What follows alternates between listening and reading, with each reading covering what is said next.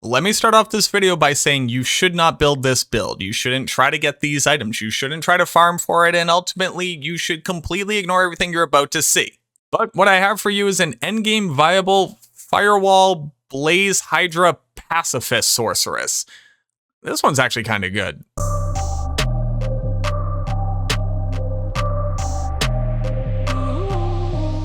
Now, I could go through the whole thing of gear, skills, and all that, but let's just start with the gameplay because this one kind of speaks for itself. Let me introduce you to the Firewall Pacifist Sorceress. Go find an area with big density who are all able to hit you simultaneously and watch the fireworks happen, and let's just stand right here.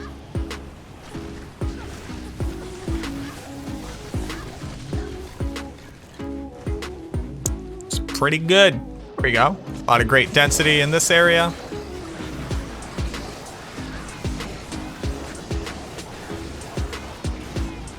Run around with the blaze to be able to help kill off melee monsters who are immune to fire typically. This one is simultaneously the most glass cannon and powerful out of all of the builds, but you just watch it happen. Get enough ranged monsters on you and you kind of start obliterating the entire screen. Now, I know we've all been complaining about Mosaic Assassin recently, but I'll let you know that these fire particle effects start to burn my retinas pretty quickly. Now that I've hopefully impressed you, let's go over the gear and the skills so you can understand how we built it, and we'll start with the skills first. So since our predominant damage is coming from the firewall, and to a minor extent also the blaze for melee minions, we are maxing out its two synergies, so Inferno and Warmth. It just so happens that Blaze's only synergy is also Warmth, so we're kind of getting a double dip there, and then we're maxing out Fire Mastery. This is an energy shield build, so we're maxing out both telekinesis as well as energy shield itself, and that this with our memory staff is getting us in the 85% absorb range, which is really nice. Nothing in the cold spells, and I do put our two dump points that we have right now into Firebolt, because technically speaking we are proccing Hydra, which doesn't really do damage, but I might as well, right? Now, if you saw the Cold Sorceress, which obviously underperforms this build by a huge margin, all of that gear was like pretty vanilla. But when I referenced earlier that the gear is going to get kind of ridiculous, it starts here and it gets so much worse in the Nova gear. At least here it's still kind of reasonable. The biggest thing that we're using is the Pride here. It's going to get us that massive level 17 firewall when struck. 25% chance means it's basically up all of the time. And then basically all of the other stats just do not matter at all. Yeah, you get a little bit of replenished life and vitality, and I guess extra gold from monsters, but realistically the only thing that matters here is the firewall.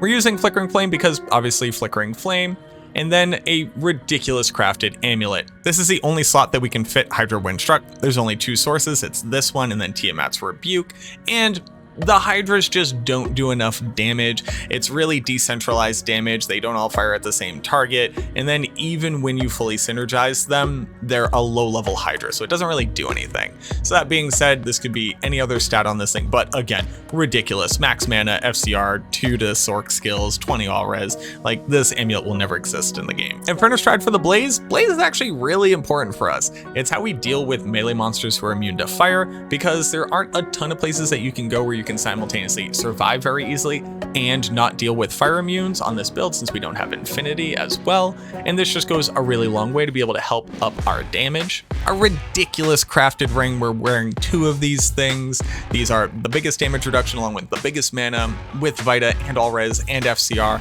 They have the Nova Procs on them. These really don't matter. The Nova does help to put monsters into hit recovery every once in a while just to take off some of the damage from us while Firewall is doing its grim work. But again, these are absolutely ridiculous crafted pieces.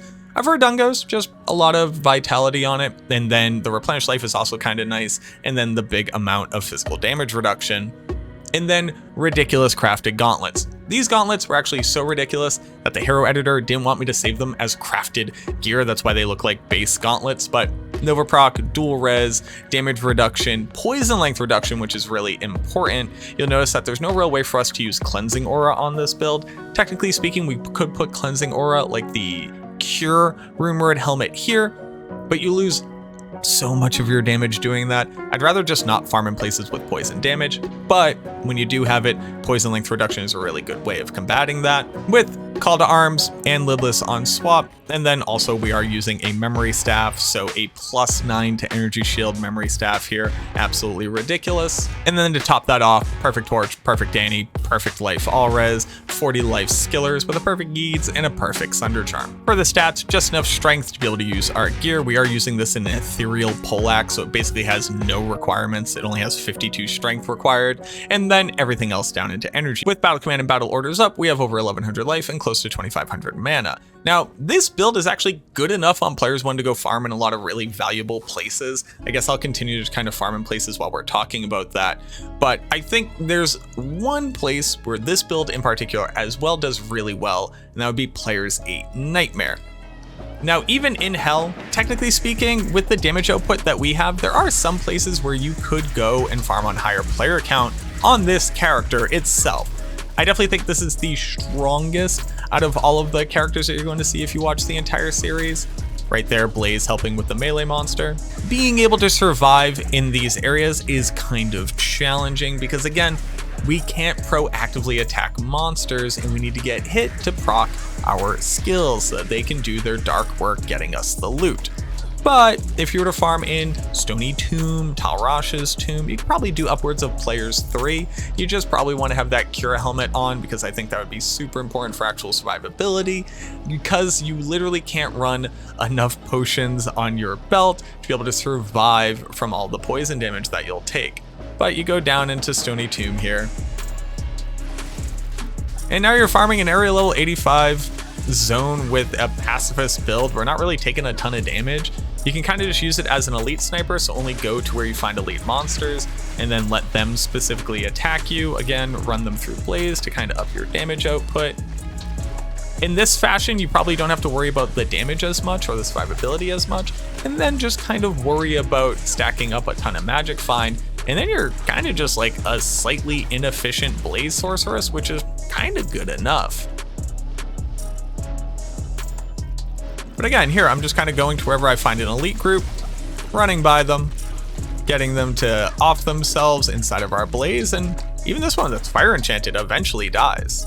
A random Grand Charm, hopefully that one procs really well. What is it? Well, it would help with our survivability. But here you go, we're able to farm Stony Tomb. See some endgame builds that do this less efficiently than we're doing it right now, and people go, you know what, those ones are good enough. And sincerely, this build just kind of slaps. I really enjoy it. I think it's like super cool for what it tries to set out to do. And again, if you were complaining about the Mosaic Assassin, maybe this one isn't for you, because it does get kind of gnarly when you get all of your procs going simultaneously.